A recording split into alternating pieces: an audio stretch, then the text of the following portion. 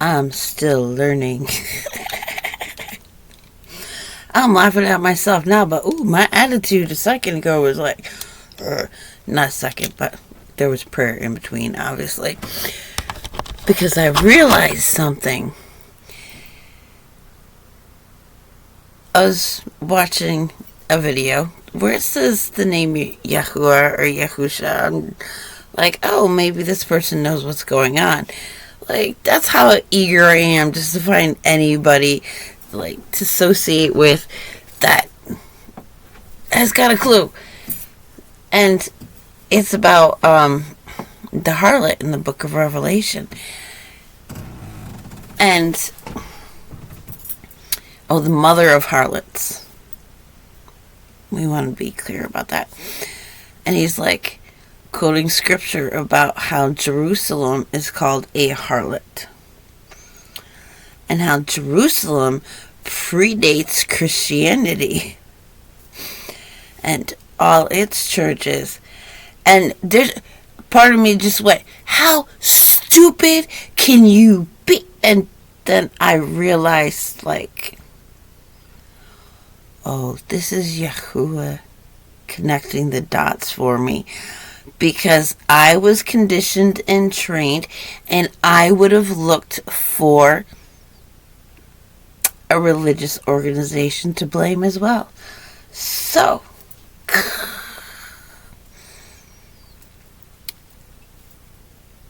yeah, I got to be humbled. And I'm glad too, because with that, just that,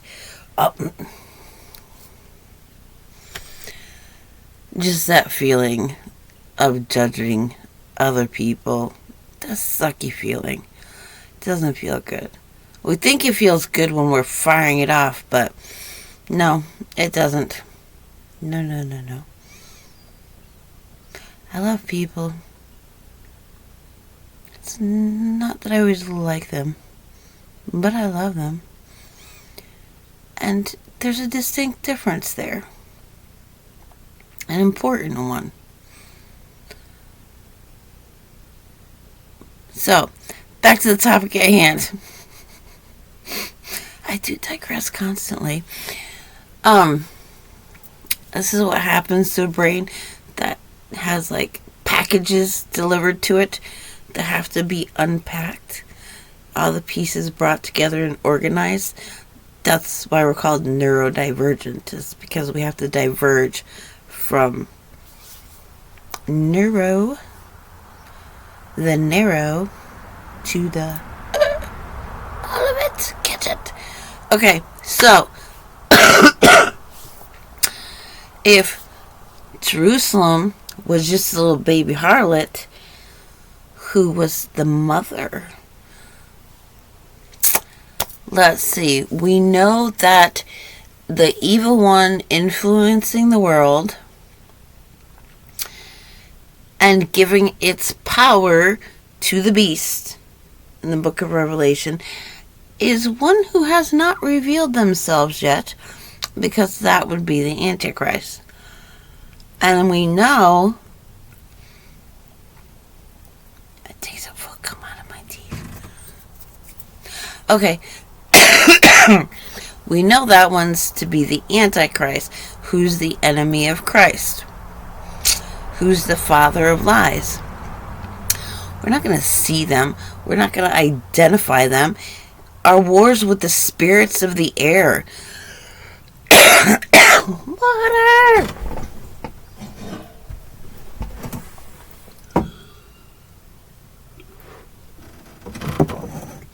Who are the spirits of the air?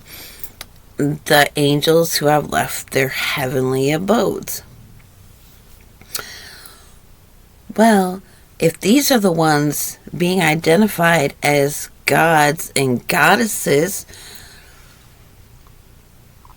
people get so hung up and focused on the male aspect, okay? In the beginning, Yahuwah comes with the host, the sons of God, and the morning stars. In the book of Job, it says, who rejoiced? It was the sons of God and the morning stars. In their image, he made them male and female. Lucifer, the one called Lucifer, which there's no such name in Hebrew, and scripture was recorded in Hebrew. This is about Hebrew was the actual language used amongst the people of the stars, the angels. So Lucifer would not exist. It was not the name. But we know why they changed names. The name was Hillel. Hillel was a son of the morning star. Which morning star? It doesn't specify. But clearly, there's male and female spirits of the air that are influencing earthly matters. So, who is turning centers of worship into harlots?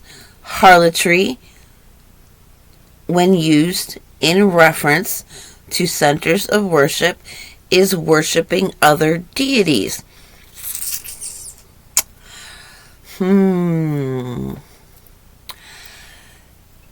The deity worship that happened inside the temple involved prostitution.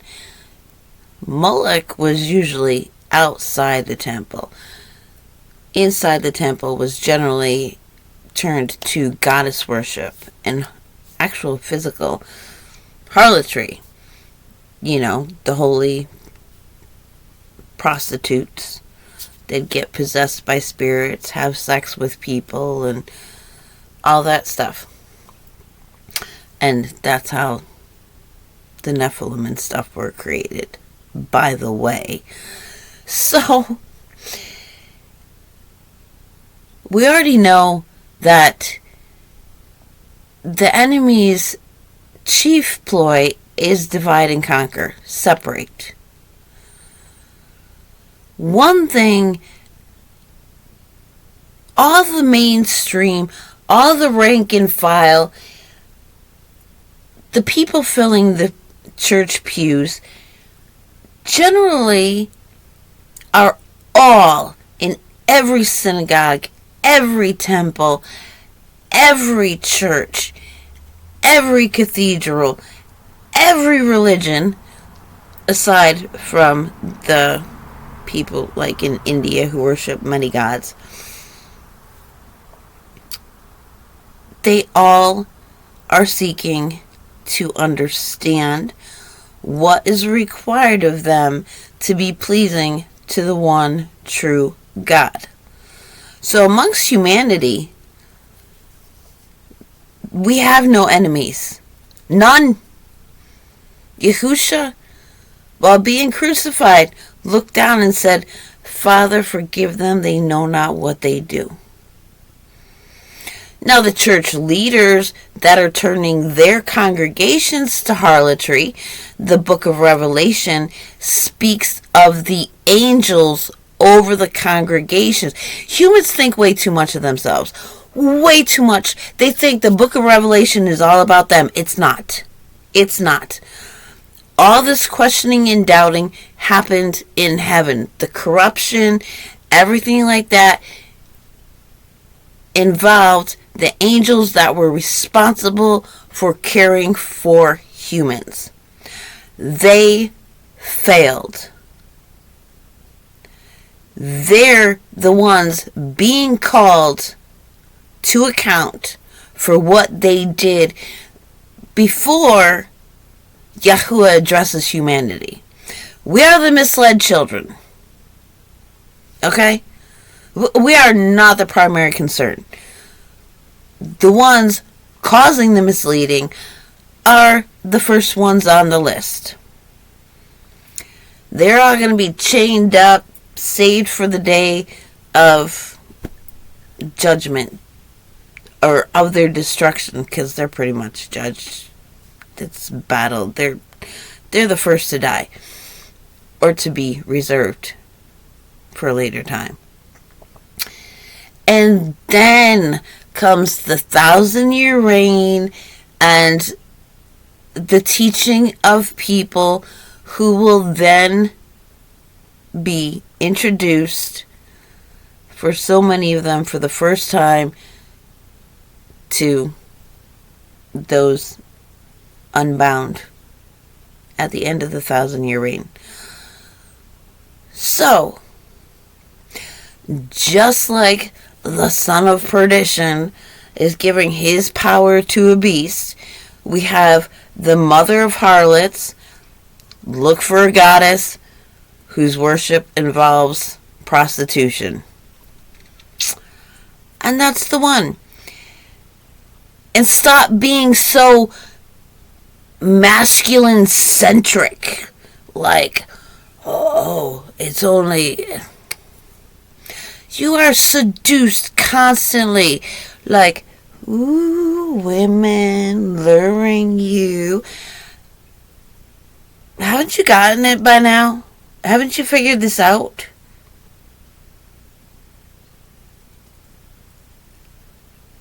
There are female deities. Well, fake deities, because not a single one of them is the one that can be called El Shaddai. Not one of them. There is absolutely nothing else on heaven or earth that can claim El Shaddai. None. Because God's men are gods. Do ye not know you are gods? The scripture says more than once it refers to human beings, men, human, because we use human for things that look like us, and men that look different. Like, I hate using the name Bigfoot, Sasquatch, all of that. Your draconian reptilians, your, oh, what are they? All the people from Pleiadians and all of them, those are men. Men. All of them are men. Dog-faced men. Lion-faced men. All these alien species, angels, men. That's why when they're talking about angelic visitors in scripture, it's interchangeable. They say the angels came, and then they said 2 men came and, we fed them dinner, and a man came and prophesied to her, an angel. They're interchangeable. There's only one creator, one source from which we all came, one El Shaddai, who chose to be identified as Yahuwah Elohai of Abraham, Isaac, and Yaakov. He chose to be identified as their God, because everybody else is dead.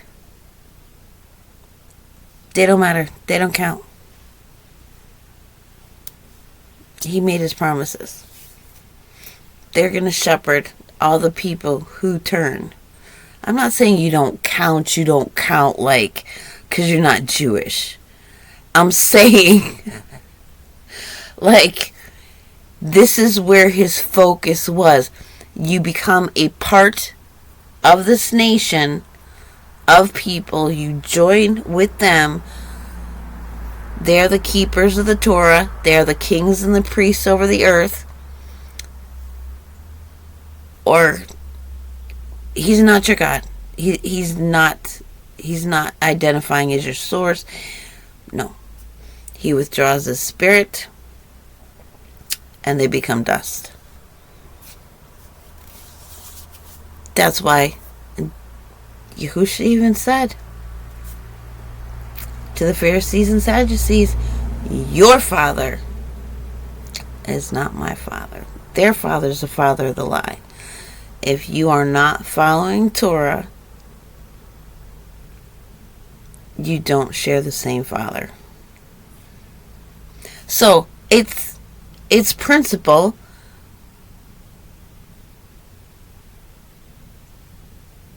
of course there's only one creator out of all, but there's a disowning that happens, and you get to claim the father that's going to perish with you. You are all perishing, therefore your father is the one who will perish. Whereas the one who does not perish has children who do not perish. That's what that means when I said that. So,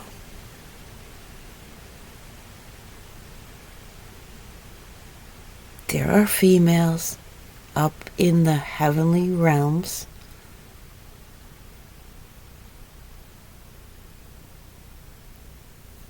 And those females are the ones that influence humanity just as much as the males do. And so the mother of harlots would be like the father of lies and liars. That's the first accounting. Gotta clean all that out, and then humanity can grow unhindered. Because one could say, in the Garden of Eden, you really could blame the serpent. He's the one who hindered it from the beginning. So, without all that hindering, only the faithful from the heavens able to even go near humanity or the rest of mankind. That's a whole different story, hopefully. Gosh. Okay, so that's it. Yes, the mother of harlots would be the one from the heavens who's misleading the organizations, and that's who our war is with, and not with the fellow human being that is ingrained with these customs as truth and righteously says, what are you doing tearing down my attempt to worship the one true God?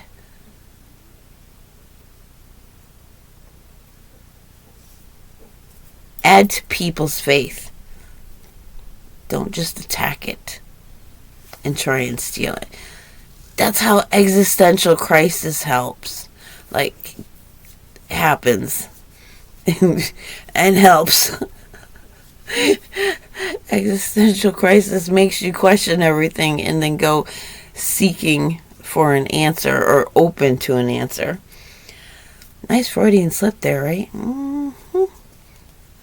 Yep. So, yes. I have to have more patience with people who have beliefs that are in alignment with what I've been blessed to understand. Oh.